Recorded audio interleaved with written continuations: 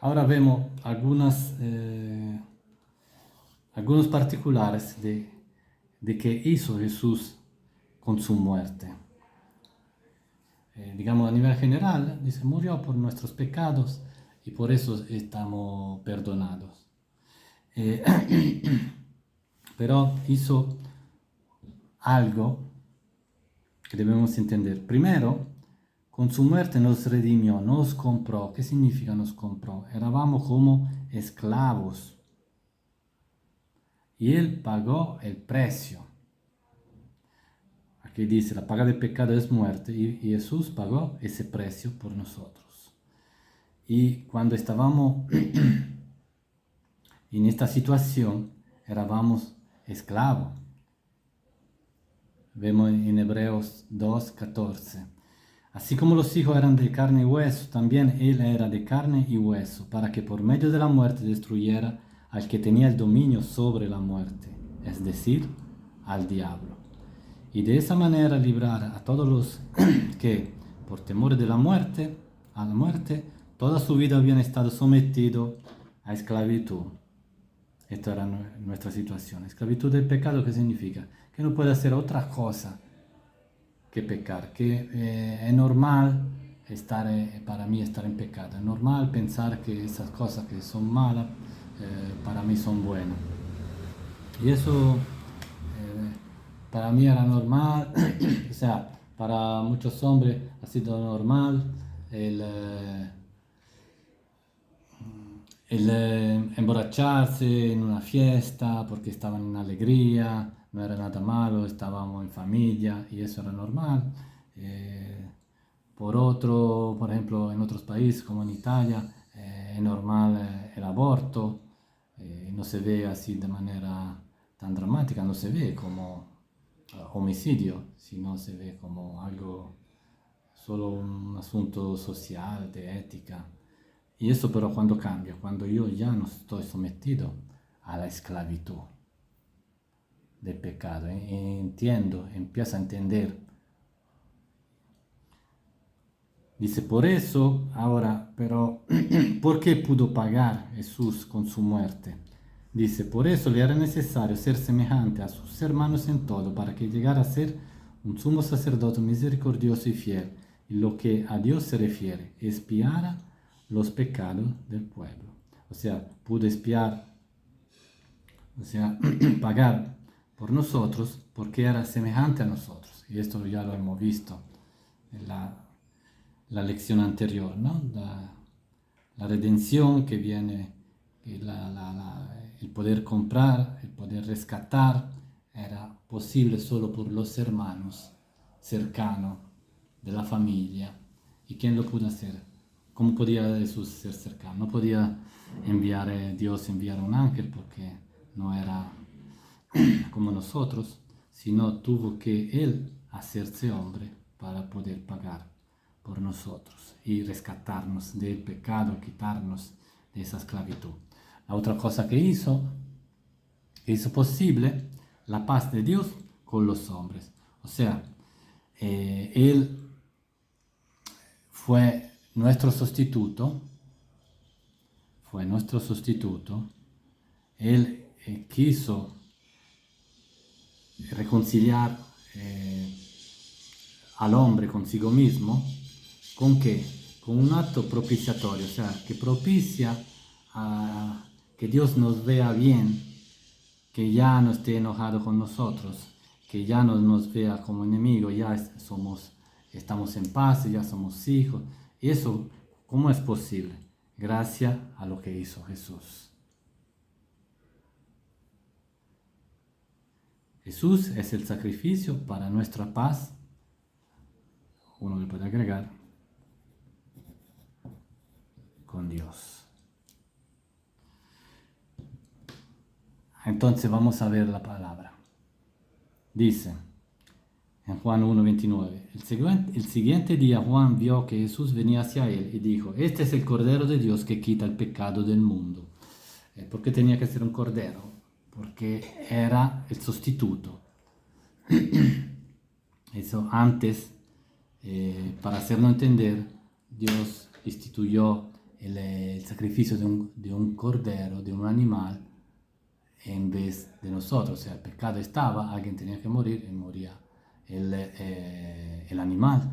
Pero era solo una anticipación de lo que verdaderamente iba a suceder, que fue el sacrificio de Jesús como inmolado en el propiciatorio, inmolado por nosotros. Y lo dice de manera explícita, dice, porque Él, refiriéndose a Jesús en Efesios 2:14, porque Él es nuestra paz. También este asunto de la reconciliación, de ponernos en paz con Dios, lo dice en 2 Corintios 5, del 18 al 21, dice, y todo esto proviene de Dios, quien nos reconcilió consigo mismo. O sea, la acción, la voluntad de Dios es de reconciliarnos, no es que solo espera, sino que activamente dice, ven, yo te quiero conmigo. Y aquí lo vemos en esta palabra. Y dice, y nos dio el ministerio, esto está hablando de Pablo, y nos dio el ministerio de la reconciliación, que Dios estaba en Cristo reconciliando consigo al mundo, no tomándole en cuenta a los hombres sus pecados. No le toma en cuenta, no porque no lo ve, sino que cuando lo reconcilia, ya esos pecados no se le va a olvidar. O sea, se le va a olvidar. Ya eso no lo cuenta. Ya eso no hay que recordárselo. No hay que tener memoria que, yo hice esto, quizá. No. Ya eso fue perdonado, eso fueron borrados. Ahora estamos limpios como la blanca lana. Estamos perfectos delante de Dios. Y dice, y sigue, dice, siempre refiriéndose a Pablo, y nos encargó a nosotros la palabra de reconciliación. Así que somos embajadores en nombre de Cristo, como si Dios rogase por medio de nosotros, como ruega. Os rogamos en el nombre de Cristo, reconciliaos con Dios. O sea que Dios está gritando, rogando, diciendo, reconcíliense conmigo. Y eso lo hace claro a través de las personas. O sea, todos los predicadores cuando hablan de la palabra, prácticamente están diciendo esto. Dios quiere que nos reconcilien, que tengamos paz, pero pone la condición que nosotros sepamos y creamos que Jesús hizo esto, que murió por nosotros, para que nosotros ya no seamos enemigos, sino que seamos hijos de Dios, aceptados por Él y en paz con Él. Y aquí es lo que estamos diciendo antes, al que no conoció pecado, ¿se recuerdan que Jesús sin pecado murió? Por nosotros lo hizo pecado. Entonces cargó nuestra culpa ahí en la cruz, el castigo, para que nosotros fuésemos hechos justicia de Dios en Él. Entonces vemos que fuimos comprados y librados de la esclavitud del pecado. Ya no somos esclavos del pecado, ya estamos en paz con Dios. Y terceros, ahora delante de Dios, nosotros somos justificados. ¿Qué significa? Que eso es otra manera de hacer entender la obra que hizo Jesús. Es siempre la misma cosa, o sea, es siempre que somos perdonados, que ahora somos hijos de Dios, pero lo está diciendo de varias maneras, que nos libertó del pecado, que nos compró, que hizo la paz, que hizo posible que nosotros ya no somos enemigos, sino que ahora estamos en paz con Él, y que nos justifica. ¿Qué significa que nos justifica? Que la justificación hay que pensarla como que nosotros teníamos una condena, entonces éramos como condenados a muerte, con una condena del juez pendiente sobre nosotros, y Jesús la quitó de nosotros. Vamos a ver aquí. Colosenses 2, 13, 14 dice, y a vosotros, estando muertos en pecado y en la incircuncisión de vuestra carne, os dio vida juntamente con Él, perdonándoos todos los pecados, anulando el acta de los decretos que había contra nosotros, que nos era contraria, quitándola de en medio y clavándola en la cruz. O sea, en la cruz que hizo, se sustituyó y quitó esa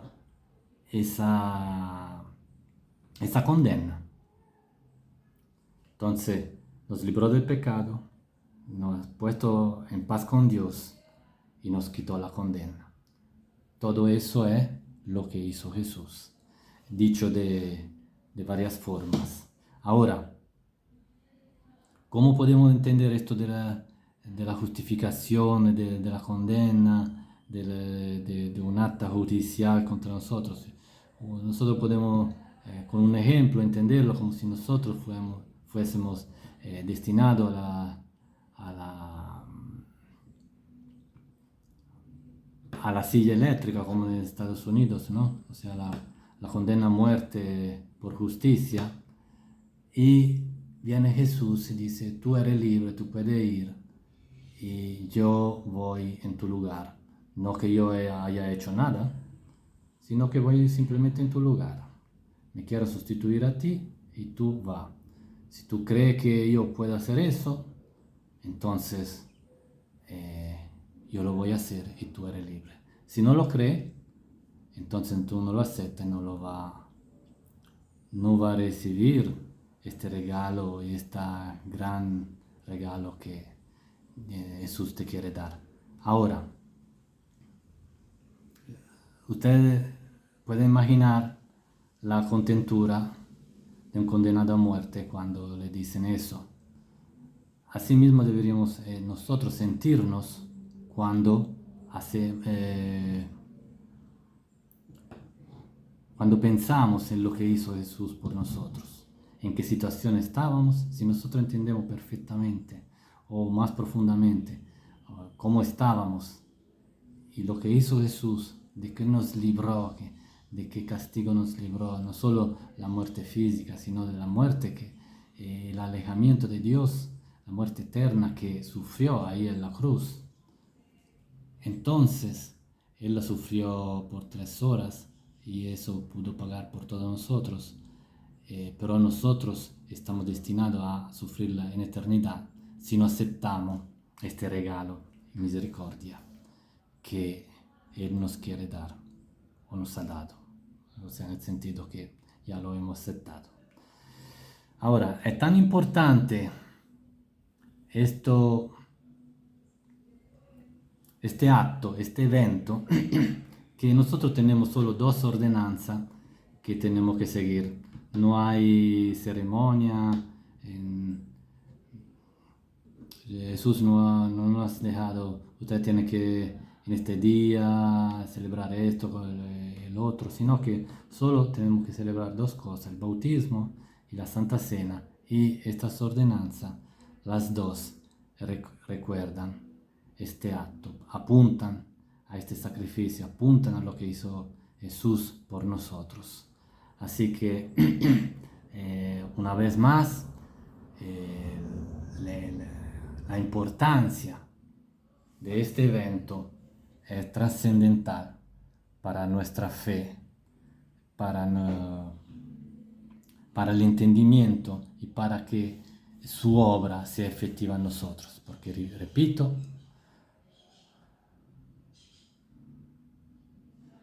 repito, el que piensa que le quiere agregar algo, le quita a Jesús su obra.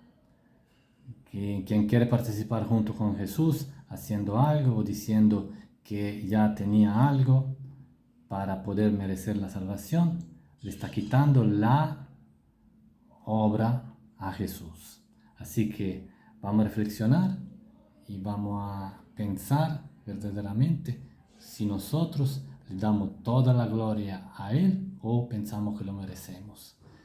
Si pensamos lo que verdaderamente Él ha hecho por nosotros, en qué situación verdaderamente estábamos, y así que llega la verdadera conversión y el verdadero gozo y la verdadera paz en nosotros. Que Dios los bendiga.